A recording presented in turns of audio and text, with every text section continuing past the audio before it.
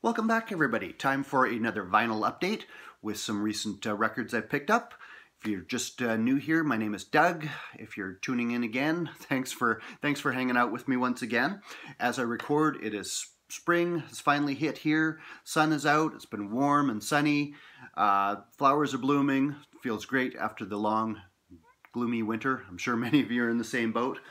One of my recent digging trips into the city. Didn't find a heck of a lot, but I found a couple of things. Went to one of my favorite stores. They have cheap bins that have been good to my collection over the years.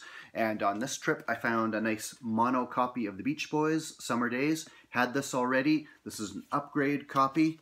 I think somebody signed their name there. Other than that, it's great shape. Capital Rainbow and mono, as I said before. Nice to add that one. A couple of big hits on here, of course. Help Me Rhonda and California Girls. It was always kind of the other songs that appealed to me when I was first digging this album. Let 'Em Run Wild, You're So Good to Me. Those kind of Brian Wilson songs getting into that more vulnerable style that would lead to Pet Sounds. Classic album. Found another French-Canadian album. I've been kind of curious about these. Not too well known over here on the opposite side of the country, not seen quite that often, but when you get that feeling when you find something, I'm kind of curious to check them out. This is one by a singer and television host called Pierre Lalonde, called Inuit. This is from 1971. Actually appeared on the Capitol label as well, the green one. And actually came, I don't know if it was supposed to come with this, but came with these typed out lyrics, all in French, like 3 pages of them. So that's kind of cool. I don't know if a previous owner did that or what, but this again finds the Quebec music artists incorporating rock into their sound, kind of veering off from the chanson a bit, or incorporating the different elements. He actually reworked some Bach on here, as well as some kind of Gainsborough style spoken interludes and blasts of kind of blues rock. So kind of interesting. Still working my way through that one, processing it. Different shop, same day, I walked into the new arrivals bin and they had this one. This is a UK jazz record from 2017 by Nat Burchell. He is a tenor saxophonist, heavily influenced by John Coltrane. I think he put his first album out in the 1990s. 2017 release on the Jazzman label. It's the first one I've ever picked up on there, still in the shrink. 4 tracks on here, again, kind of that spiritual jazz setting. With him on saxophone leads. They've got harmonium on here, which adds kind of a different sound to it. It's a style of organ, so it can have kind of a droney kind of sound or a Celtic flavor, depending on how they're playing it. Some of the tracks here almost have a military kind of marching band feel, but with a spiritual jazz bent. And very well recorded as well. The bass and drums are really pounding on this one. If you had a real hi-fi system, which I definitely do not, this would really pop. So very nice album by Nat Burchell. Jazz is kind of his main thing, but he was a longtime reggae fan. He's actually in a reggae group on Facebook that I'm in. He posts there sometimes. And the first album I ever picked up by him was called Sounds Almighty. I think this came out also 2018, the year after that jazz album. And this is a reggae instrumental and dub album he did, trying to recreate those sounds of the 1970s records. He was buying them when they came out. So nice to pick up his jazz. Hope to check out more by him. It's very interesting. Back to the cheap bins at the first store I went to. Found this one on the reggae tip. I was just talking about Byron Lee in my last vinyl update video. Found another one by him right after that. Byron Lee and the Dragonaires, Reggae Blast Off. You can see the early spelling of reggae there, as it sometimes initially appeared. This was a very nice condition find on Dynamic label, Jamaican pressing. Dynamic was Byron Lee's own studio and record label.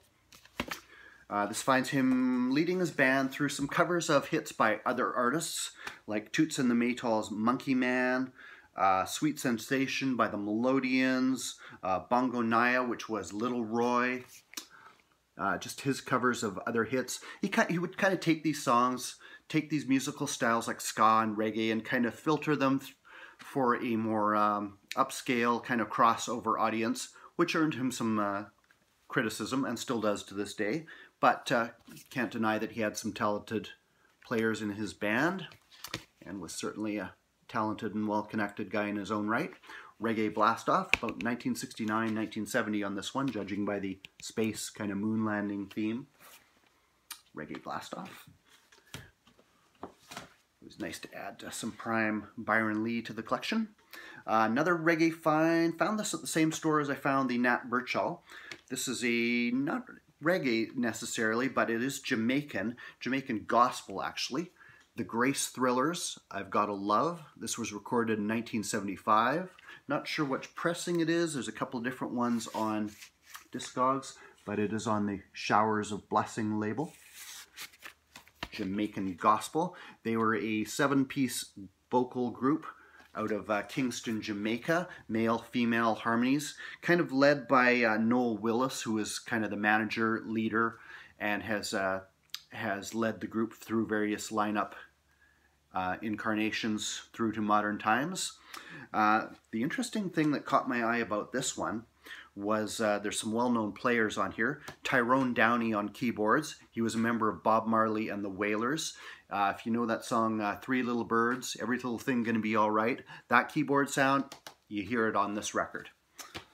And also Harold Butler is quite well known in reggae. He's on here on strings, Lennox Gordon on bass, and the real clincher is partly recorded at Lee Perry's Black Art Studios, which is, I think this is one of his only forays into Jamaican gospel. Not really producing it himself, but he would have hired his studio out to these guys, and it does have kind of the sonic imprint of the Black Ark on a couple of tracks. I think one song off here appears on the Black Ark Nuggets YouTube channel with lots of rarities, and the balance of it was recorded by Errol Thompson, the great Errol Thompson, one of the great kind of unsung dub mixers of Jamaican music.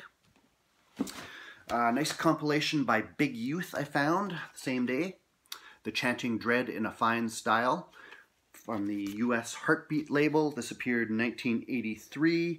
These are self-produced singles that appeared on his own labels, primarily Nagusa Nagast. Try saying that. Heartbeat label. Big Youth, one of the great DJs of Jamaican music, or Jamaican rappers. His real name is Manly Augustus Buchanan. Was one of the prime innovators in moving the style forward in the 1970s, kind of moving on from just commenting over other people's records, doing a little jive talk, and kind of adding his own social commentary and really crafting his own lyrics into actual songs that stood on their own right. Very heavily Rastafarian oriented.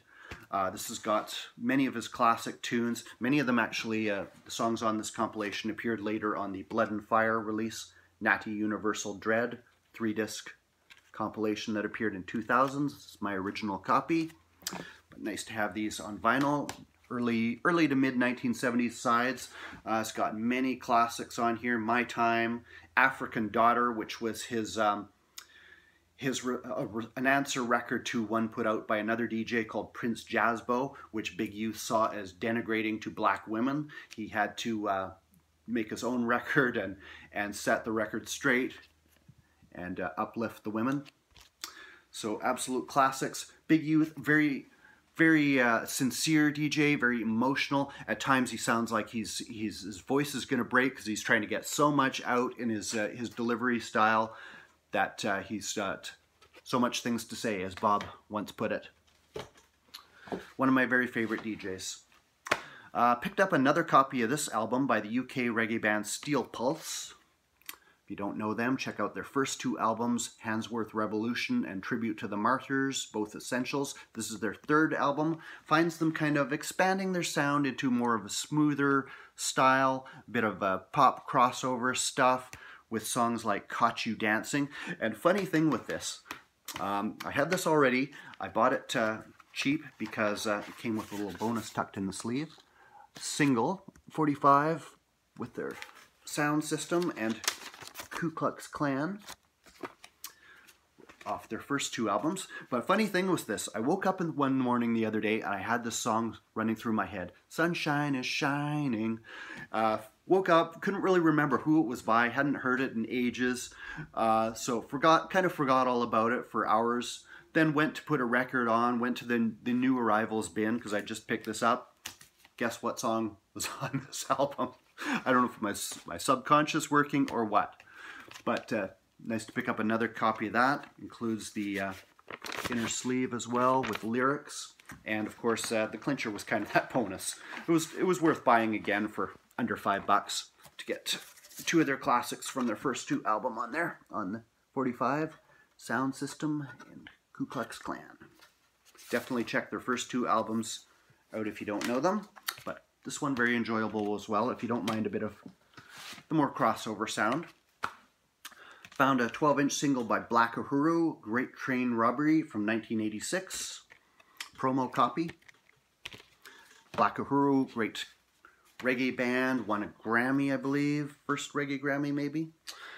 They were often powered in their early days by the rhythm section of Sly Dunbar and Robbie Shakespeare on bass and drums. Went away for a quick holiday over to Vancouver Island for spring break. Stopped in one of the local record stores over there. It's kind of like HMV, but you sometimes don't find much in these kind of stores, but every once in a while you find an unusual thing in the bins. And I happened to find this compilation, which just appeared 2017. Sly and Robbie present Taxi Gang in a disco mix style. It's a fairly recent release on the Bear family label, a Cree imprint. They're kind of better known for Americana and different kinds of styles of music, very high quality releases, but they're starting to move into reggae. I think they did one which was kind of a sequel to the Blood and Fire Darker Than Blue release, Blood and Fire label from the Big Youth release. And these are with the involvement of Steve Barrow, who is the founder of Blood and Fire Records, as is this one. He's compiled this and contributed to the liner notes. This little booklet detailing Sly and Robbie's history. Innovated Jamaican music many, many, many times over. Too many to get into in one video. But nice compilation, kind of double disc, double LP. Kind of not the usual Sly and Robbie tunes that appear on compilations of their productions. You've got Tinga Stewart doing Rainy Night in Georgia. Delroy Wilson, if you've seen my Delroy Wilson spotlight, him covering Marvin Gaye's Inner City Blues. Just not the kind of the typical Sly and Robbie Taxi productions that appear on compilations of their work. So interesting to get kind of a different perspective. These are all extended mixes from the 12-inch singles. The only one of which I have is Jimmy Riley's version of Marvin Gaye's Sexual Healing. For some reason I have 2 copies of that on the Taxi 12-inch, but I think pretty well the rest of these were new to me. And Steve Barrow, the great Steve Barrow, involved with compiling it. So that is about it for today, guys. Oh, nice book I've been reading lately. I picked up for Trojan Records' 50th anniversary, which was very recently, maybe last year. Kind of whole history of the label, heavily associated with the skinhead movement in the UK in the late 60s, early 70s, not to be confused with the later connotations of the term. But Trojan Records, very crucially influential in popularizing reggae to a previously unknown extent.